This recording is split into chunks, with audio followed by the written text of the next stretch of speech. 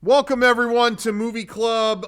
In honor of today's episode, which we are going to watch, we have watched, I should say, the Daft Punk film Electroma. None of us are going to show our face. Not until the end will you know what opinion each person had, because we're going to be in our concealed. Rocco tried to trick us, but I'm ready.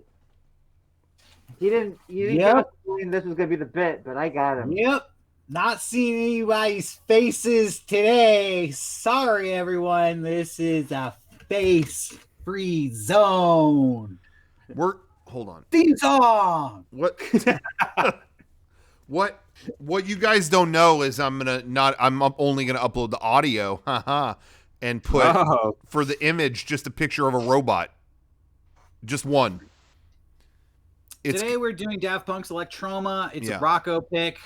Yes. And he doesn't have anything to say about it. Nope. No Daft Punk thoughts at all. I wanted to pick this, we were talking about, Daft Punk has famously kind of done, they've obviously done music, but there's always some kind of film thing connected to it. And their album Discovery had this incredible animated feature, Interstellar 5555, where they had a famous anime artist they did this whole anime project where it goes through every song of that album. It's awesome. If you haven't seen it, track it down. It's rad. I've never seen it. Yeah, it's really cool. And I honestly, the only reason I didn't want to pick that today is, we're in the wake of Daft Punk breaking up. I wanted to do something connected to that. But that movie, I just feel like it's nothing but like fun, and it's really cool. And I felt like that's all we would have to say. It's like, wow, that was really neat, But their album after that, Human After All, they went through a really weird phase, because the album itself was already not reviewed poorly necessarily, but a lot of people had mixed feelings on it. It's very experimental. A lot of guitars and blown out speakers. It was not the polished, crafted thing that their previous album was, Discovery. It's very rough and weird, and it just sounds like they're having a panic attack. So then they put out this movie Electroma, and that just continued the minds, what people were seeing, which was, is Daft Punk okay? What's happening? So I thought that'd be a little more interesting to watch and talk about, because there's a lot more mixed opinions on this. Well, as I'm watching this for the first time, I'm thinking, how are we going to even sum up? There's no plot. What do we even talk about for this fucking thing? I was like, I didn't know what the fuck I was watching. I didn't know what was going on. So this movie started out, just for a little background, this is a live action Daft Punk project. How it started out was they were making videos for Human After All, and they expanded it into a movie. Yep. Well, right? Yeah. Well, I mean, that's how. I'm gonna ask a lot of questions this episode. Their music's not in this, so what? No. So this isn't even a Daft Punk music video. This is just a movie. It's kind of weird. Directed by Daft Punk, starring Daft Punk. I'm not even sure if the actors in the robot costumes are the real Daft Punk. They're not. No, they're actors, right? No, they're not. No. Yeah. One of the 4 things I was able to look up on this film is that no, they are just actors. Yeah, so it's the characters of Daft Punk, directed by Daft Punk, but it's not a Daft Punk music video. It's just a movie they wanted to make. They're weird. They're the robots. Robots will be robots, Yeah. So this is one of the few things that they've done where it was actually directed by Thomas, the silver robot head man. What I thought was impressive about this was he did not know anything about directing or film. It's all shot on actual film and all that stuff. He all he did was read books about cinematography, and they said he bought over 200 issues of American Cinematographer magazine, and he just like read that all the time, and like just in his free time would read more and more and more about it, to where he's like, okay, I can film this. I know what to do. I know how to shoot it. So that it was kind of just a personal project. They wanted to expand into doing something artistically connected to it. But from what I've heard, rumors that I've heard was that this was supposed to feature all the songs from that Human After All album. Like there are different parts that were, this is going to really connect to this song and this one, and then no one knows why. At some point they made the decision to, no, none of our music in this, just license a soundtrack. And well, I read that they were just filming music videos, and it just kind of bloated into, they didn't want to stop filming. They were having so much fun. They're like, well, fuck music videos. Let's just make a feature-length movie. Yeah. And then since like they were in the process of making music videos, obviously the main characters were them. So it just turned into like the Daft Punk movie. Yeah. Yeah. I think that if their music went along with it, maybe I would like this more. But as it stood, I was like, I don't get why I'm watching this. And there was one part where I was like legitimately mad. I was just like fucking pissed off. Save it until we get to it. You can let us know. Okay. Because we will be retracing the plot of Electroma. Well, good luck, Derek. I just want to say I saw this movie in 2007, and I wasn't aware that it was a new movie back then. I thought it had been out for a while. In doing research for this show, I realized that this was released in 2006 at the Cannes Film Festival, or Cannes, whatever you want to call it. I feel like I had the best viewing experience for this because it was at a house party. Somebody put it on. Hey, let's put on the Daft Punk movie, with other music playing in the background and people filtering in and out and talking to me. And I was having a generally good time. Yeah. Look at, now they're dressing up like humans. Eric, I thought, whoa, they're melting. Oh, dude, what's this song playing? I thought of when I think the best viewing experience of a movie that like outside of like a normal experience was when I was at this place in Texas in Austin, and we used to eat at Casino El Camino. And it was me, I think Kevin and Eric, maybe Garrett. And we were in this place eating these hamburgers, and there was like death metal music on, but the movie room 1408 was like the visual of that. Yeah. And we watched that movie without knowing what was we having seen the visuals, and I loved it. That was cool. Yeah. But I was like, this could work in that setting, but no other setting does it work. Yeah, I remembered this movie having music to it, and then I realized watching it, like, oh, I saw this at a party when I was like 23. Yeah.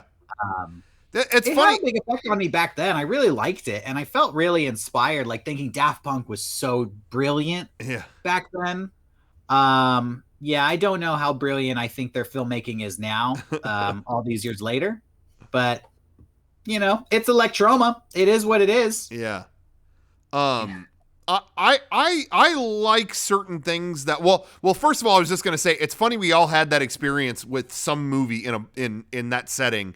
For me it was I think there's a movie called like Shogun Assassin or something like that, and that was another thing that it was like projected somewhere at a bar, and I was like, this is incredible, and then I bought the DVD and was like, no, it was great in that setting. But with regarding this movie though, I really appreciate things that can evoke mood. Like, I know there's like not much of a plot here, but there's something spooky about it.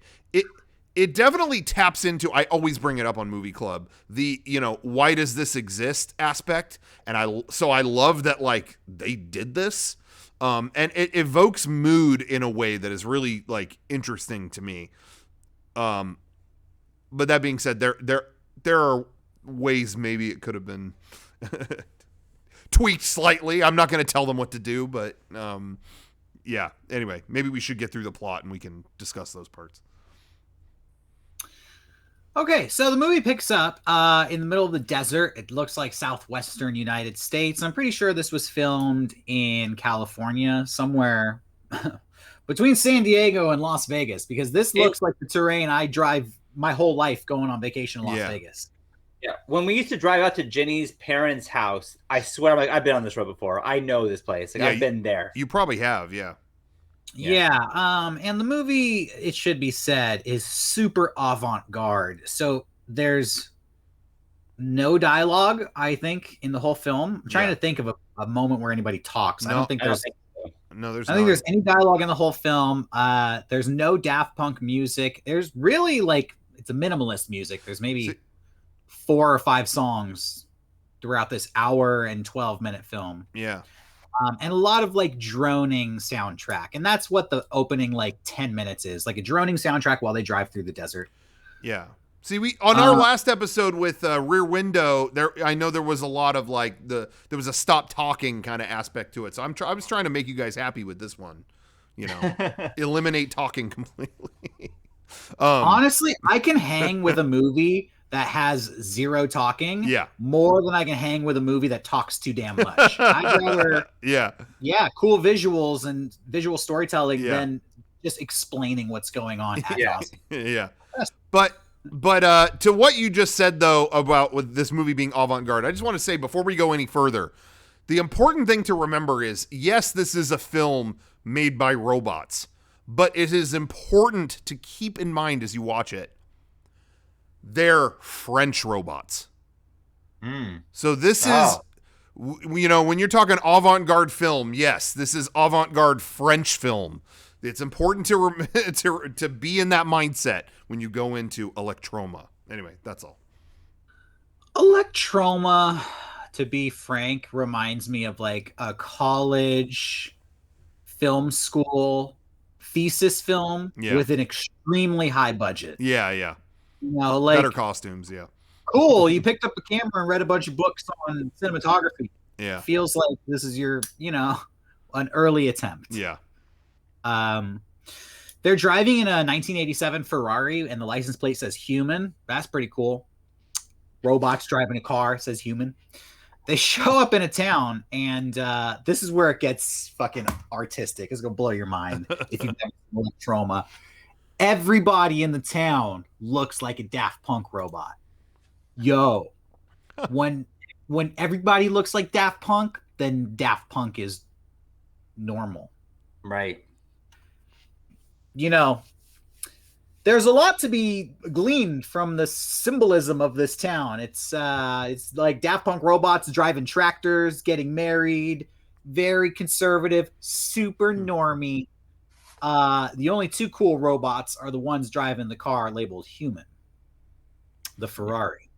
I do love the visuals of all these parts, by the way. I really do. I love it. Yeah, that's essentially the visuals and the message. I mean, that's what they're going for. I mean, I love the visuals of the entire thing, but I love seeing all the people with those helmets. Yeah, it's cool.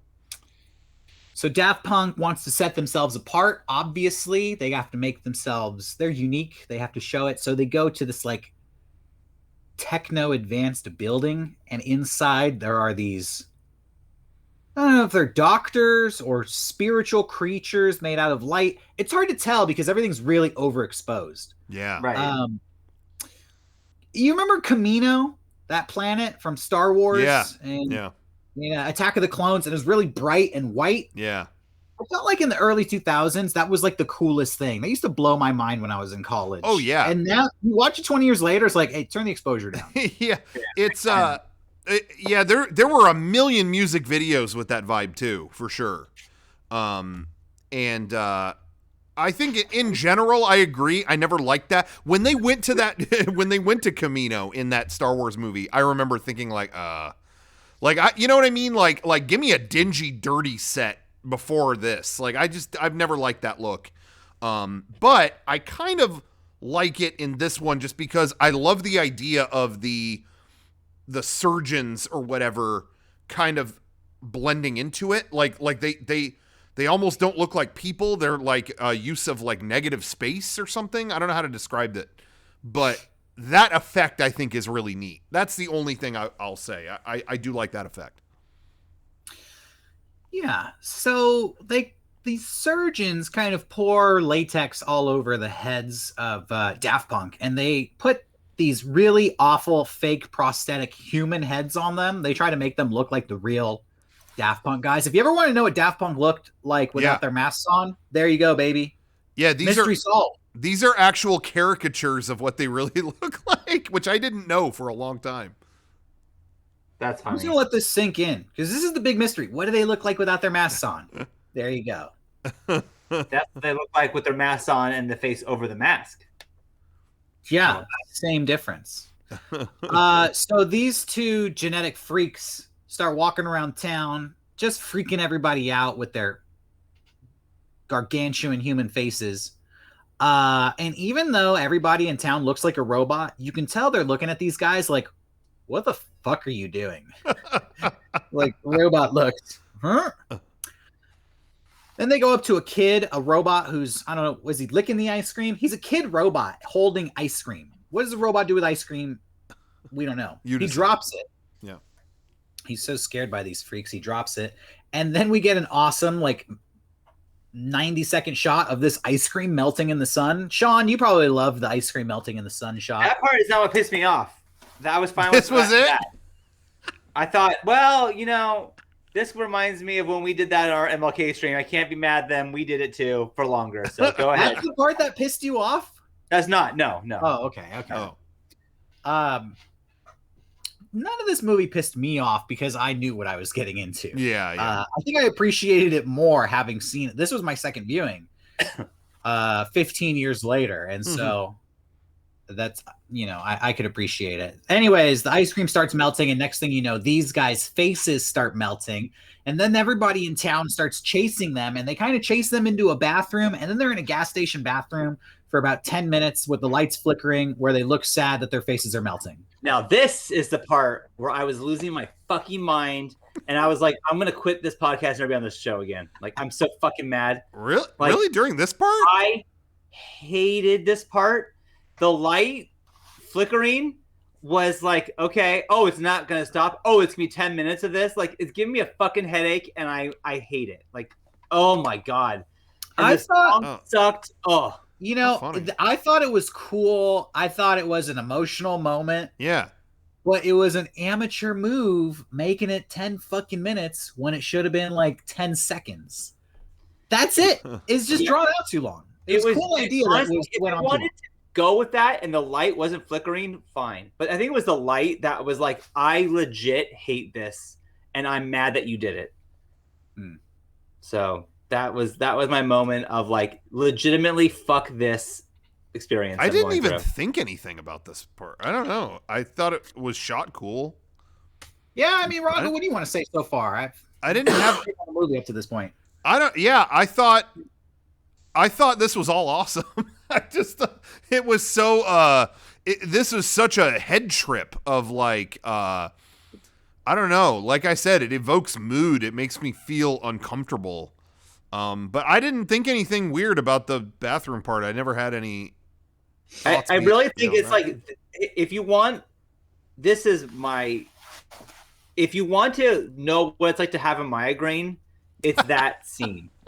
Like, that's what it is, where it's like the light is just fucking your brain up and you can't think because the light's ruining your life. That's what it's like. This scene reminded me, because I thought it looked cool. And I was like, the lighting's cool. The costume looks cool. And it reminded me of having a cool setup and getting a lot of cool footage. And then being like, it's all good. Yeah. What are we going to cut, guys? Hey, you know what? Fuck it. Put it all in. It stank of that. And then I'm the guy who has to watch it being like, yep. Looks cool. Yeah. Sure does. So I feel like I hear you on that. The good and the bad. Anyway, so they're in this bathroom for a long fucking time. By the way, this one is Thomas. Mm-hmm. This guy is Guy. Tom, he doesn't want to give up the face. He's looking in the mirror with his face dripping off like, I want the face, dude. Guy, he gets a rag. He's like, fuck the face. I'm a fucking robot. shove the face up your ass. So then Tom doesn't want to give up the face, and then guy's like, let me help you. And he scrubs it off for him. And then this is where the movie gets fucking cool, everybody. They start walking through the desert. And they're walking. Let me see if I got a picture of these guys walking. Sean, what do you think about when they started walking? They're out of the bathroom, so I didn't care anymore. I was happy. That's so funny. It had that effect. I never considered that. I wish I had a picture of their faces melting or them walking through the desert. I don't, but they're walking. They walk a lot. There's this great shot where it's a steady cam, single take, where they walk down a dirt road towards some trees. Then there's another great take where it's a helicopter shot. It kind of looks like a drone shot in 2021, but for 2006, I bet that helicopter cost a lot of money. Yeah. Cool helicopter shot. And again, it's them walking through the desert. Then Thomas, the one who wants to be human, he stops and he's like, I can't do this anymore.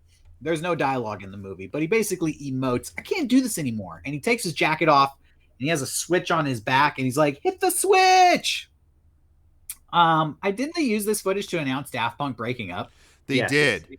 Yeah. So a lot of you probably already saw this clip. Yeah. Can I say one thing though, real quick? Sure. You did skip an important part. A very important part. Oh. Please fill in the gap. I did not know this part was in here until this viewing. When I'd seen this before, never entered my mind. But this time, I didn't realize there was a vagina in this movie. Yeah, there's a surprise. That was a surprise. I've seen this movie twice. I don't remember a vagina in it. Derek, I've seen it multiple times, and I didn't know until just recently. Let me tell you, if there's zoned out, because that's what you do in this movie. You just go to a different place in your head. Yeah. It zoned you out so hard that there was a vagina and you missed it. Where was the vagina? They're going through the desert and it's just mountains, and then you realize the last shot, it's like, where are those bushes coming from on these dunes? You go, oh, that's pubic hair. Oh my god! Right? I saw that shot and I was like, that looks like somebody's hair, and I thought it was another wig. Because they're wearing wigs. They have these stupid wigs on. Yeah. I thought it was like this dude's like hair discarded like in the mountains. Like, hold on. You guys keep talking. I'm going to look that part out. No, totally. I look it up. But I always thought it was just bushes. I didn't pay attention. And I didn't know. And little did I know it was a bush. It was that. And it's done. But here's the thing. It's done subtly. Obviously, here we are kind of like, not even realizing it was there. You know, they could have done this in a much more like, oh, come on, way. But it transitions into the seams of the desert, you know, it's just part of their journey. And, you know, maybe I wonder what it symbolizes, you know, it's like they're still walking, still trying to figure out what it is to be human and what that means and how they wish they could return to a womb-like state and be born like normal people, but they can't. Wow. Right? That is a full-on, they put the camera up this girl's vagina. I'm looking at it right here. That's not mountains. That's insane to me. Yeah. But I don't know if this movie just earned a star or lost a star. It's hard to say. But that's a magic trick. Yeah, I guess it's a magic trick. They can bore you to so bad that you miss a vagina is what they can do. That's pretty incredible. What's the symbolism? Huh? We don't know. What's it mean? They're walking through the deserts, and then it's a shot of a vagina. I'm gonna be thinking about that one when I go to sleep. I just think that's the mirage they're looking. You know, it's a mirage in the desert. Like that's what they've been hunting for. Is just to like to be born human is something they chased all this time. And you know, you see that mirage for a second, but here they are in the desert, it's not really there. They're not finding it. So that's when Toma stops and says, we're the gonna journey go with ends that. here. Boop. That's it. Yeah, so he says, I don't want to live anymore. Hit my button. He does. 60-second countdown. He blows up. Then the other one, I'm just going to speed through this. The other one goes on a walk. He continues walking. He tries to kill himself. He tries to hit his own button, but he can't do it. Takes his mask off. Ooh, wait, I got a good picture of this. Yeah. You ever seen a robot without a mask on? There you go. That does look cool. Again, I love the visuals of everything in this. Smashes his mask. Then uses a shard to focus the sun on his own hand. Lights himself on fire for a little self-immolation. The movie ends with him totally on fire, doing a fire walk through the desert into the night, where when a song just plays about how lonely he is. Mm-hmm. That is Electroma. Sorry. Actually, no, that's actually maybe even a better title, Electroma. Yeah. But you got to admit, that's a pretty impressive firewalk. Yes. Right? It is. It lasts forever. If you're thinking about that from a stunt perspective, it's like, damn. That's the thing is, we've lit people on fire before, so I think, like, I know what it takes. Yeah. I know how long you got, and they went well past what I thought you had. So. Yeah. Pretty amazing, I thought. Yeah. Yeah. So that's Electroma. You know, I don't think they had much to say with this film, but they sure had a lot of fun making it. That's my take on it. Yeah. I think there were several cool shots. There you go. That's there. I like this. I in my mind, I remembered it being paced a little better. I did not realize that, okay, so this is about an hour-long movie, and I didn't realize that all the developments we talked about, you know, they're walking around, they get the faces melt, all that is the first half hour. I did not realize that, leaving 30 full minutes for just their desert walk. Yeah. I didn't realize it was kind of broken down like that. You know, I felt bad when I chose It's a Mad, Mad, Mad, Mad, Mad World because it was so long. Yeah. This legitimately felt longer to me than that movie. I knew Sean well enough to know that I said, you know what? I'm going to pick this Electroma movie. I know it's just an hour, but I know he will say it felt like 4 hours. And so that payoff did come. Yeah. Personally, I say this cautiously. I do like this. I do like Electroma. I do, because again, it evokes just strange mood and visually. For me, it's a 10 out of 10. I think the visuals of this, it's got this weird kind of almost 80s movie aesthetic. Late 70s, early 80s kind of feeling there. And it captures that aesthetic while giving this dark feeling under all of it. I feel like they were going through some shit when this came out. And I should say too, just to take it back to a little bit of backstory and rumor with Daft Punk, is there were a lot of rumors actually that they were going to break up at this time. There was apparently talk that they would. And you know, that the album that came out, Human After All, in this era was done very quickly and kind of just abandoned. And there was a lot, I guess Toma had like a hearing problem and was like, I don't know if I'm like in this for the future. Like, I think I might be done. And so I think this movie almost plays like a sad goodbye or something. And then what I heard is that the tour was when it was like, okay, this might turn out really cool. Let's keep going. Okay. And so, I mean, that tour made them legendary. Even, you know, anything they had before was amplified after that tour. But I do think that's why they used that footage when they finally broke up just recently. And if you notice, when you watch that clip that they put up, they show Toma blowing up, but they don't show Guy-Man. They don't show his death. They just show him walking off. And I think that was their subtle way of showing us he's going to continue doing music stuff, but maybe the other guy's done. I think that's what it is. So that's just a little inside whatever. But as for the movie, this movie itself, I think it's neat.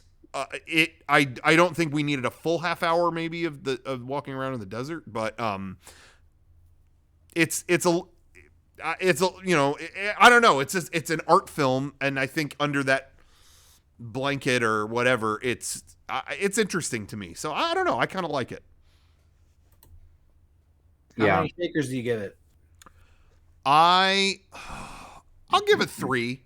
You know, I'm not gonna give it higher than that, because at the end of the day, it doesn't cover that much ground. But I just love it so much from an aesthetic point and the feeling of it. So I'm gonna give it a 3. I can't name a lot of stuff like it, so I think it earns that spot. That's where I sit with it. Okay. I'll go next. You know, I like Daft Punk a lot.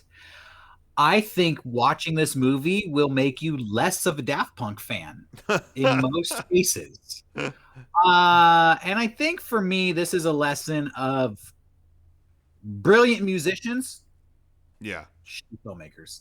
You know, just because you're good at one creative thing doesn't mean that's going to translate into you being a creative genius in all art forms. Yeah.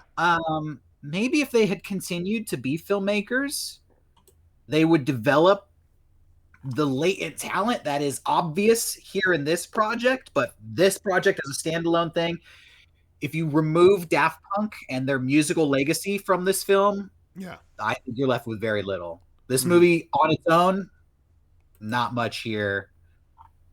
Because I like Daft Punk so much, I'm gonna give it 2 stars. Because just the fact that it's like something created by Daft Punk, that's the beginning and the end of all of its value for me.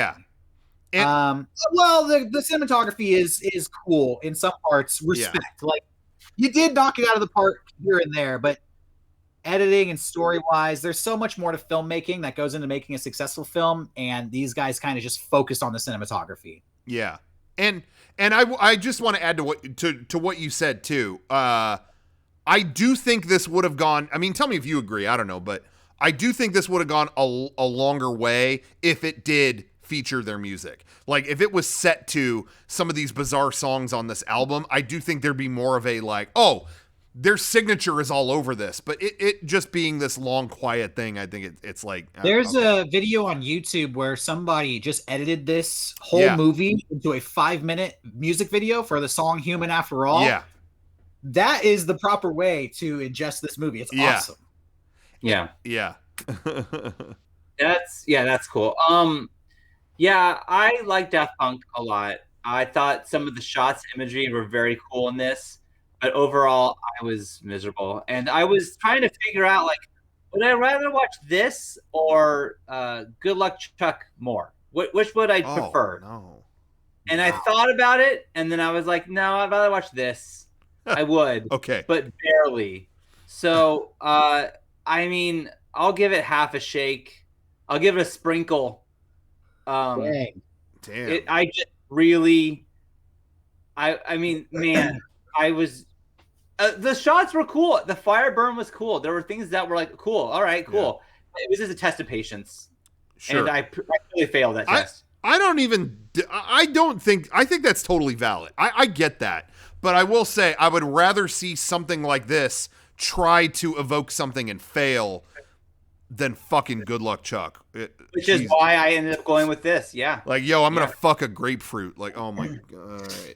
I know. Yeah. But, yeah. Ice cream's going to melt in the sun for 90 seconds. Yeah. Yeah. I'd rather watch that. I will say, too, Thomas,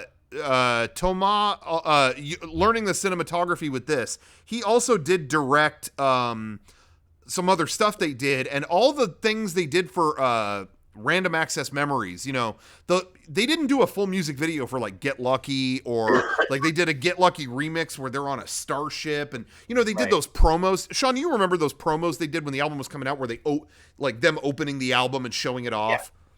he did all those. Like, that's all stuff he learned from doing this. But it really goes to show you how much stronger, to what you were saying, Derek, about, you know, how somebody edited it to a music video and all that stuff. It does go to show you his skills paid off, but maybe in a much smaller dose. I will say too, this movie reminded me of the Da-Funk video that was directed by Spike Jonze for Daft Punk. Yeah. And so sometimes I was watching this movie feeling like you worked with some of the greatest directors of your time, and I kind of feel like you're just jacking their style. You know what I mean? Yeah. I felt like hanging out with Spike Jonze and seeing how he works was a huge influence on the style of this. Yeah. Well, even this shot behind you, Derek, that looks like something that Michel Gondry would do as well, who also directed music for them too. Yeah. Yeah, so I felt like they were kind of borrowing tricks and style nods from their friends and collaborators. So, you know, like, I feel maybe like they are still struggling to find their own visual style as filmmakers in this. And it's because they're more musicians than filmmakers. This is kind of like a one-off thing. So, you know, that's why I say it almost reminds me of like a college thesis film, because the influences are very, you know, visible, I think. So there you have it. That's a 3-2-1. You can tell aesthetic was really important to them, and that carried through all of their presentation and all of the projects they would do. But maybe that's kind of all it is. I get that. But yeah. All right. Well, so that's all for Electroma, ladies and gentlemen. Next week is my pick, and I am done with trash films by losers nobody's ever heard of. Yeah. That's why I'm going to do Babe, Pig in the City. Oh, classic. Yeah. Next week's film is motherfucking Babe, Pig in the City. We're not doing the first one. No, fuck the first one. We're not doing the first Babe. We're doing the sequel, Babe, Pig in the City. I saw the first one. I don't think I've seen the second one. Let me tell you why. Yep. Recently, I was watching Mad Max. I went through all the Mad Max movies. Mad Max, The Road Warrior. I skipped Thunderdome. I watched Fury Road, and I was like, what else has George Miller done? Come to find out, he directed Babe, Pig in the City. Babe, Pig in the City was a huge flop because the critics said it was way too dark to be a kid's film. Whatever that means. Yeah. I'm assuming it means a lot if it was made by the guy who made Mad Max Fury Road. Yeah. I mean, what happened? The pink oinks too much or what? What could possibly happen? Now, you honestly have my curiosity now. I also heard it has a huge cult following. So it's a surreal movie. It's a dark film. It's a failed attempted children's film. We're going to figure out what the heck is going on with Babe, Big in the City. Yeah, I don't know. I don't know literally anything about it. So this will be an interesting. Yeah. Do you think I should watch the first Babe again to refresher, or no? Just go into this. Don't watch the first Babe. Now, full disclosure, I already watched Babe, Pig in the City. Rocco and Sean haven't seen it. Yeah. Skip the first one. The first one is irrelevant. They will sum up the first one in the first minute of this film. Sean, do not watch this film with your kids. Okay. This will scar them. Okay, I will not watch with the kids. So not watching everybody at home, watch Babe, Pig in the City, because we're gonna have a lot to talk about. Not watching the first Babe and not watching Gordy. Fuck Gordy. No, don't watch Charlotte's Web. Good. Okay. We're going with the ultimate talking pig film. Okay. I don't know. I got a weird feeling about this one, but we'll have to see what happens on the next Mega64 movie club. Yeah. Oh, I thought of a cool outro for this. We're going to end this. We're all good? Okay, I'm going to do my cool outro that I thought of for this episode. Ready? Yeah.